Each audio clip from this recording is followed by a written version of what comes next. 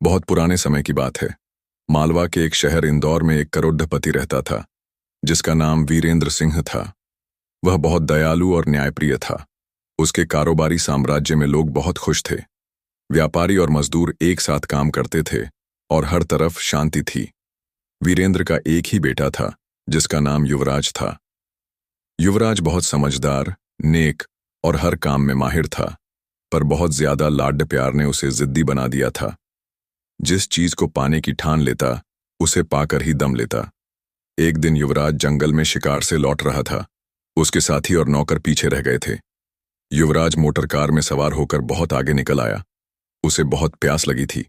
उसने चारों तरफ देखा तो पता चला कि यह कपड्ढा रंगने वालों का मोहल्ला था। हर जगह कपड्ढे रंगे और सुखाए जा रहे थे। अचानक युवराज की नजर एक घर पर पड़ रही। छत पर एक लड़की अपने बाल सुखा रही थी। युवराज उसे देखता ही रह गया। उसने इतनी खूबसूरत लड़की पहले कभी नहीं देखी थी। ऐसा लग रहा था मानो उसके काले लंबे बालों के बीच सूरज जैसा चेहरा चमक रहा हो। लड़की की नजर भी युवराज पर पड़ी और वह तुरंत दुपट्टे से खुद को ढककर नीचे उतर गई। युवराज जैसे होश में आया, इतने में उसके साथी और नौकर भी वहां आ गए और उसे मजबूरन अपने बंगले वापस लौटना पड़ा। उसकी आंखों से वह सुंदर सूरत हट नहीं रही थी।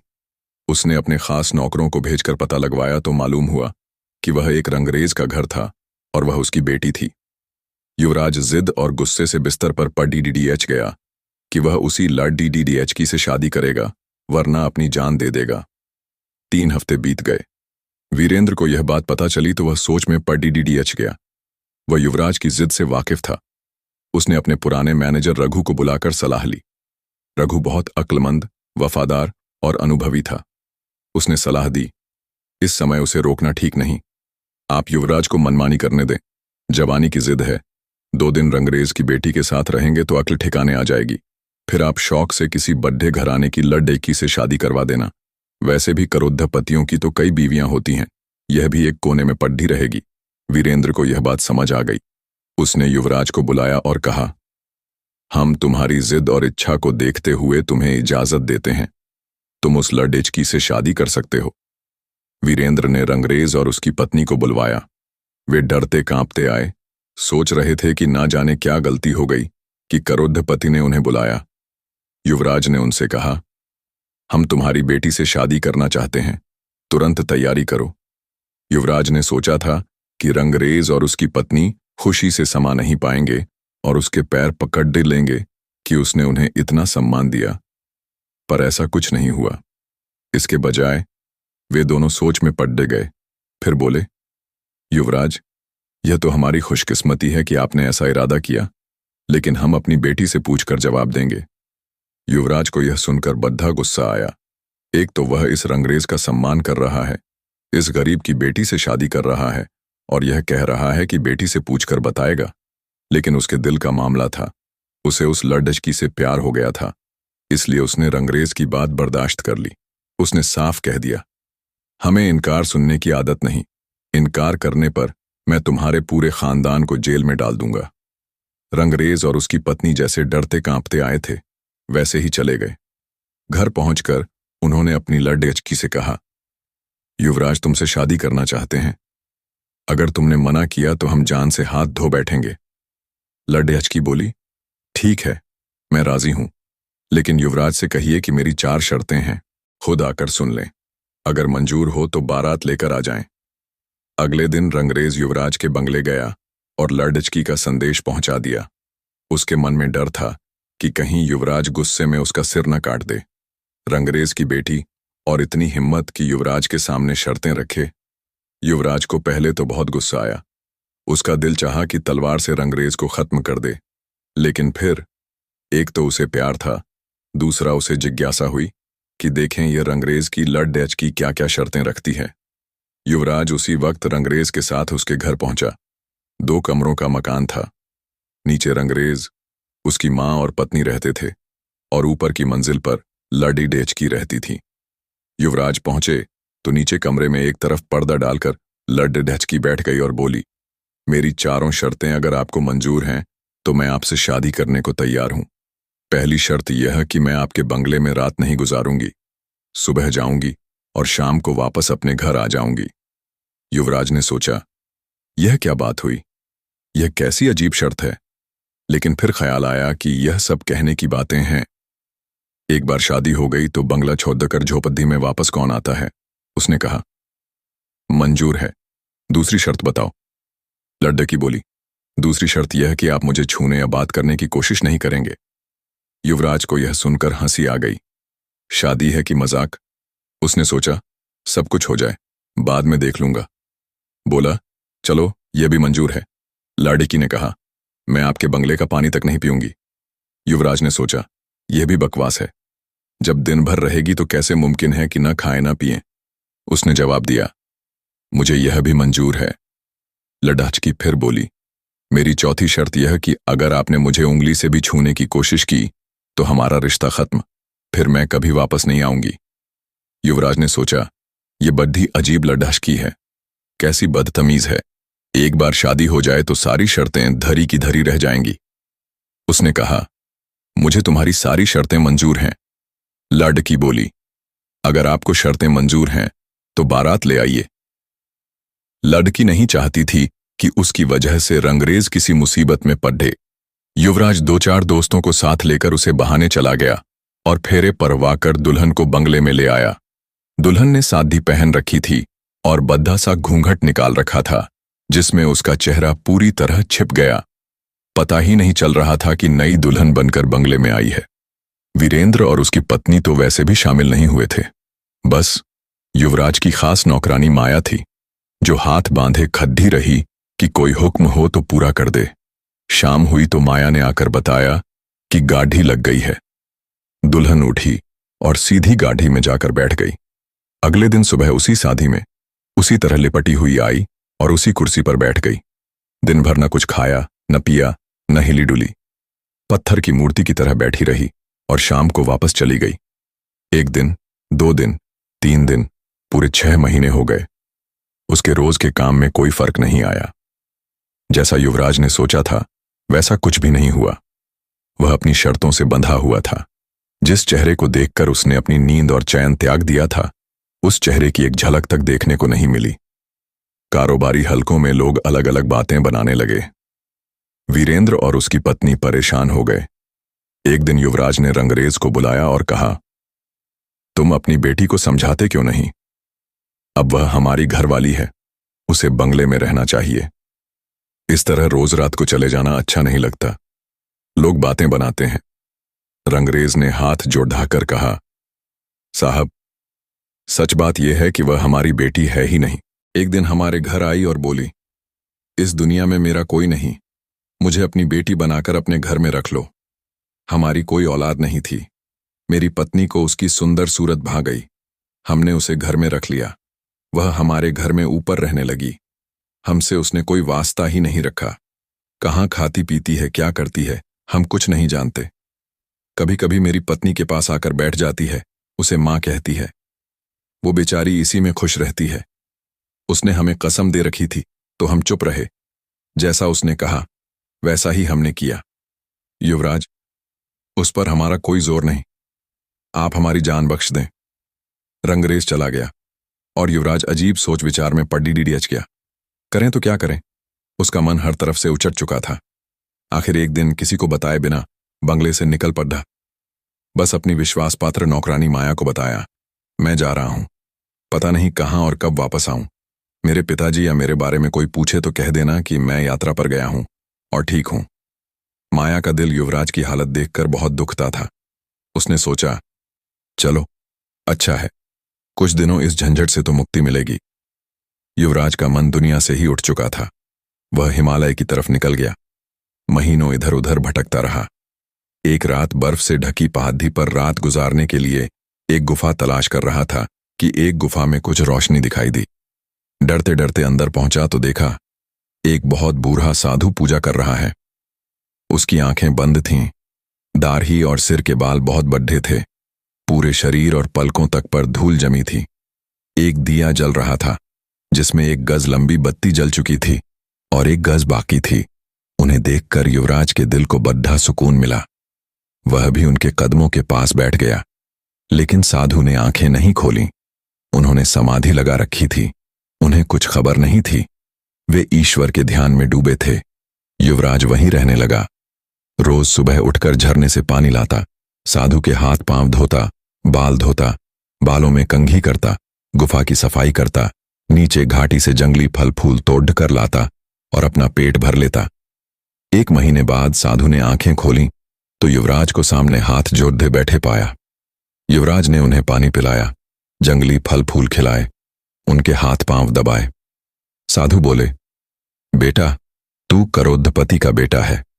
इस साधु की कुटिया में तेरा क्या काम? युवराज बोला, महाराज, आप जानते हैं कि मैं करोड़पति का बेटा हूं, तो यह भी जानते होंगे कि मैं क्यों और किस लिए भटक रहा हूं। मेरे माता पिता मेरे लिए परेशान होंगे, पर मेरा वापस जाने का मन नहीं। साधु बोले, बेटा, साधुओं से कुछ छिपा नहीं। तूने बड़ी गलती की जो उस लड़िचकी से शादी की, पर तूने मेरी इतने दिन सेवा की है तो मैं तुझे खाली हाथ नहीं भेजूंगा। यह ले, रख ले। तू सबको देख सकेगा, लेकिन तुझे कोई नहीं देख पाएगा। घर जा।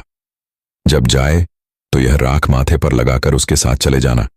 तुझे पता चल जाएगा कि वह कौन है और उसकी क्या मजबूरी है। मेरी दुआएं तेरे साथ हैं, तेरी मन की मुराद पूरी होगी। साधु ने अपने दिए की जली हुई बत्ती की राख उसे दी। युवराज ने उसे संभालकर कपदढ़े में बांध लिया और साधु को अलविदा कहकर चल दिया। कई दिन का सफर तय कर वह बंगले में पहुंचा। उसका हाल ऐसा था कि कपड़े फट गए थे, पांव में छाले पड़ गए थे और वह बहुत दुबला और कमजोर हो गया था। कमरे में रंगरेज की लड्ढकी उसी तरह उसी साधी में कुर्सी पर बैठी थी। माया उसे देखकर बहुत खुश हुई। बोली, युवराज, कहां चले गए थे? ये क्या हाल बना लिया?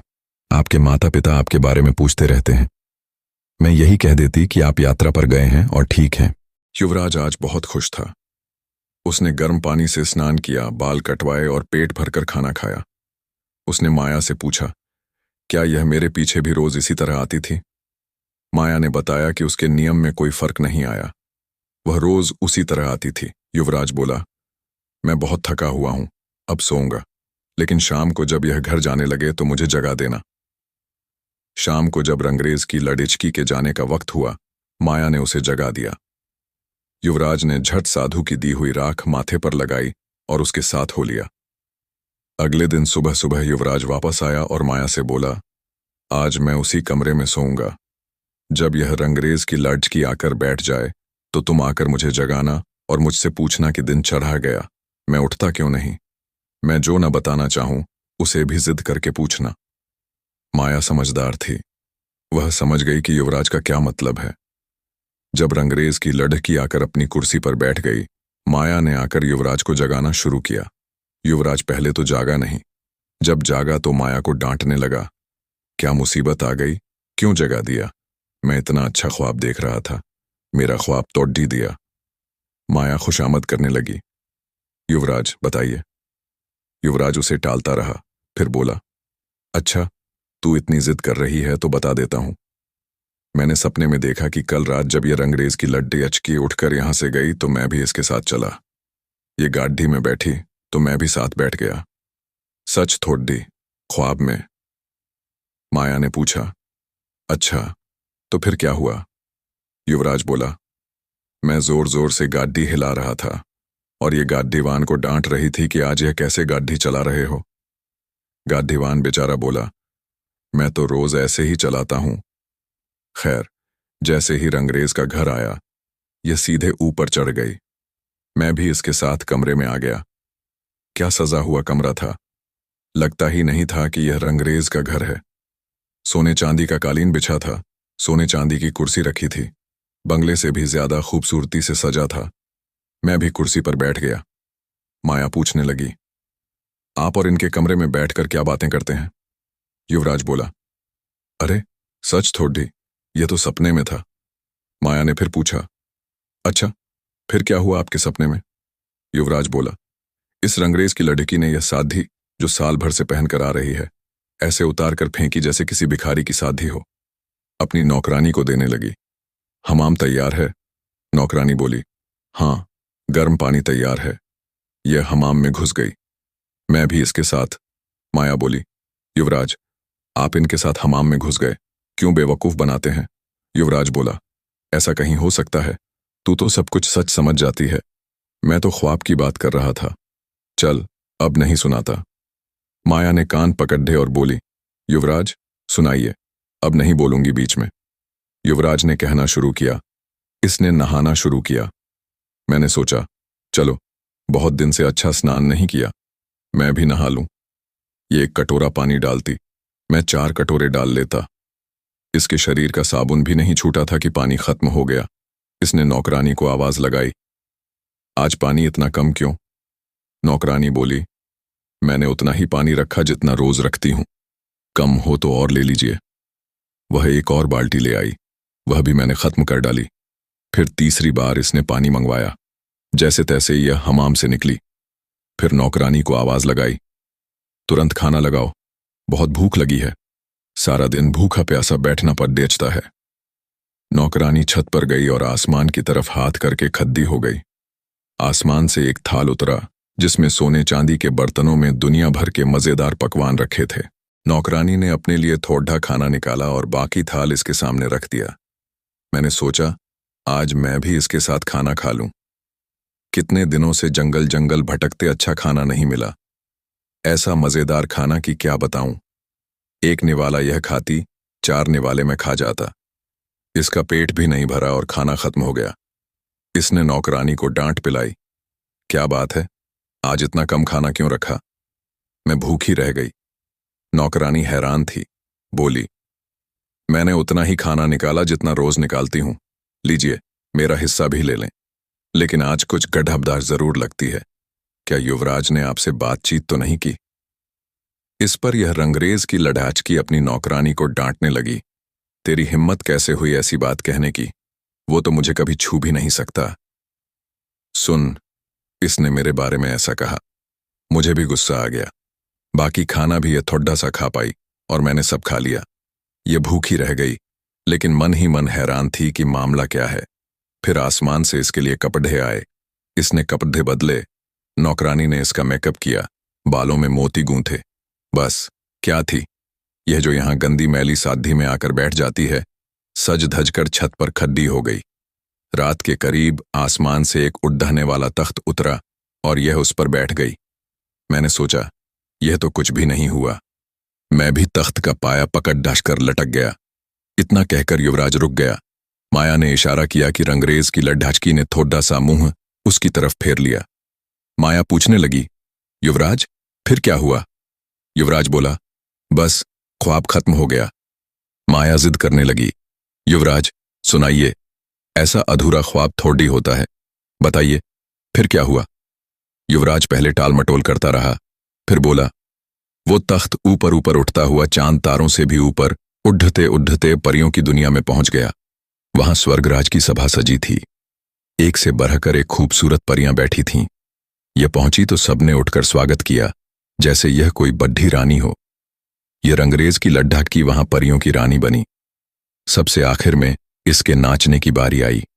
यह नाचने खद्दी हुई तो मैंने सोचा, अगर आज मैंने इसके नाच पर थाप नहीं दी तो कुछ नहीं किया। मैंने तबला वादक से कहा, लाओ भैया, तुम थक गए होंगे, थोड़ा आराम कर लो, मैं तबला बजाता हूं। तबला वादक को कोई नजर नहीं आया, लेकिन वह वाकई थक गया था। वह तबला छोड़ ढक कर बैठ गया। मैंने तबला बजाया और मेरी थाप पर यह ऐसा नाची कि समा बंध गया। स्वर्गराज ने खुश होकर अपना रेशमी रुमाल इसे इनाम में दिया। इसने झुककर रुमाल लिया, सबको दिखाया और तबला वादक की तरफ बढ़ी। मैंने जल्दी से रुमाल लेकर जेब में रख लिया। रंगरेज की लड़की अब पूरी तरह उसकी तरफ घूम चुकी थी। माया बोली, युवराज हम भी तो देखें वो रुमाल कैसा है। युवराज बोला, यह तो ख्वाब था, ख्वाब की चीज कहीं दिखाई जा सकती है। लेकिन माया ने जबरदस्ती उसकी जेब से रेशमी रुमाल निकाला और बोली, कहीं यही तो रुमाल नहीं? युवराज बनावटी गुस्से से बोला, तू बहुत जिद्दी है। हाँ, यही तो था, पता नहीं मेरी जेब में कहां से आ गया। रंगरेज की लड्डिचकी का दुपट्टा छोटा हो गया। वह पूरी तरह उसकी तरफ मुद्दा चुकी थी। माया ने फिर कहा, सुनाइए युवराज, फिर क्या हुआ? युवराज बोला, स्वर्गराज ने इससे दोबारा नाच करने की फरमाइश की। मैंने फिर ढोल संभाला। जितना अच्छा मैंने ढोल बजाया, ये उतना ही अच्छा नाचती रही। स्वर्गराज ने खुश होकर अपनी अंगूठी इनाम में दी। इसने झुककर उनके पांव छुए, सबको अंगूठी दिखाई और तबला वादक के पास डाल दी। वह भी मैंने उठाकर जेब में रख ली। माया जिद करने लगी, दिखाइए युवराज, हमें भी दिखाइए, वह कैसी अंगूठी थी। युवराज बोला, अरे एक चीज इत्तेफाक से सही हो गई तो इसका मतलब नहीं कि सब बातें निकल आएंगी। माया ने उसकी जेब से अंगूठी निकाली और पूछा, क्या यही अंगूठी है? युवराज बोला, हाँ यही तो थी, लेकिन मेरी जेब में कहां से आ गई? माया ने इशारा किया। रंगरेज की लडिचकी का घूंघट ऊपर उठ चुका था, लेकिन युवराज और माया ऐसे दिखा रहे थे जैसे उन्होंने देखा ही नहीं। माया ने पूछा, फिर क्या हुआ युवराज? युवराज बोला, मैंने ऐसा तबला बजाया कि जान लड्ढा दी, और यह ऐसा नाची कि परियों की दुनिया में उसका जवाब नहीं था। नाच खत्म हुआ तो स्वर्गराज उठ खद्दे हुए। वे सभा से चले गए। यह भी भागकर उड्डान खटोले पर बैठी। जल्दी में अपना इनाम तबला वादक से नहीं लिया। इसे क्या पता था कि वह सब मेरे पास था। इसका तख्त उड्डा और मैं इसके पंख से लटक कर नीचे आ गया। बस यहीं तक देखा था कि तूने जगा दिया। माया बोली, युवराज अब वह हार भी दिखाइए। युवराज बोला, अरे वह ख्वाब था, हार मेरे पास कहां से आया? लेकिन माया नहीं मानी और उसकी दूसरी जेब से मोतियों का हार निकालते हुए पूछा, क्या यही हार था? अब रंगरेज की लर्ड की कुर्सी से उठकर युवराज के पास आ गई और बोली, युवराज अब तो आप जान ही गए होंगे कि मैं रंगरेज की लड़ी डच की नहीं हूं। मैं परियों की दुनिया की एक परी हूं। अब मेरी कहानी भी सुन लीजिए। परियों की दुनिया में मुझसे बेहतर नाचने वाली कोई नहीं थी। स्वर्गराज रोज मेरा नाच देखकर ही सभा करते थे। एक रात मेरी तबीयत खराब थी, सिर में बहुत दर्द था। सभा से बुलावा आया तो मैंने मना कर दिया, लेकिन स्वर्गराज को मेरे बिना चैन कहां। दोबारा बुलावा आया तो मुझे गुस्सा आ गया। मैंने कह दिया, स्वर्गराज से कहो इस नाम की भी कोई चीज है उनके पास या नहीं। मैं दर्द से तड़प रही हूं और उन्हें अपने नाच की पड्डी है। संदेश लाने वाले ने जाकर वैसा ही कहा। स्वर्गराज गुस्से में आग बबूला हो गए। मुझे तुरंत बुलाया। मैं डरती कांपती पहुंची तो उन्होंने कहा, बद्धा नखरा हो गया है तुझे अपने आप पर। जा, मैं तुझे श्राप देता हूं। तुझे साल भर धरती पर लड्ढकी बनकर रहना पड़ेगा और अपनी पहचान छुपानी होगी। अगर किसी को पता चल गया कि तू परी है या किसी मर्द ने तुझे छू लिया तो तू कभी परियों की दुनिया में वापस नहीं आ सकेगी। मैं बहुत रोई, गिद्ध गिद्धाई, माफी मांगी। स्वर्गराज बोले, मैं अपना श्राप वापस तो नहीं ले सकता। हाँ, इतना जरूर है कि तुझे रोज रात को तख्त भेजकर परियों की दुनिया में बुला लिया करूंगा, लेकिन साल तुझे धरती पर ही काटना पड़ेगा। मेरे पंख नोच लिए गए और मुझे धरती पर फेंक दिया गया। मेरी दासी को भी मेरे साथ धरती पर आना पड़ा। मैंने रंगरेज का घर पसंद किया और उसकी बेटी बनकर रहने लगी ताकि किसी को मुझ पर शक न हो। लेकिन मेरी किस्मत में आपकी सेवा करना लिखा था। कल मेरी सजा का 1 साल पूरा होने वाला था।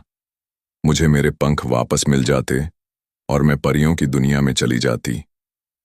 आपको मेरी असलियत कभी पता न चलती। आप यही समझते कि मैंने बेवफाई की और भाग गई, लेकिन अब सब खत्म हो गया। अब आप मेरे मालिक हैं और मैं आपकी नौकरानी। युवराज ने उसकी यह हैरान कर देने वाली कहानी सुनी और फिर अपनी दुल्हन को लेकर वीरेंद्र और उसकी पत्नी के पास गया। उसने सारी कहानी सुनाई। जब वीरेंद्र को पता चला कि उनकी बहू रंगरेज की लड़की नहीं बल्कि स्वर्गलोक की अप्सरा है, तो उनकी खुशी का ठिकाना न रहा। उन्होंने धूमधाम से बेटे की शादी दोबारा की और खूब खुशियां मनाई। तो दोस्तों, आपको यह कहानी कैसी लगी कमेंट बॉक्स में ज़रूर बताएं। कहानी अच्छी लगी तो स्टडी को लाइक करें, चैनल को सब्सक्राइब करें। धन्यवाद।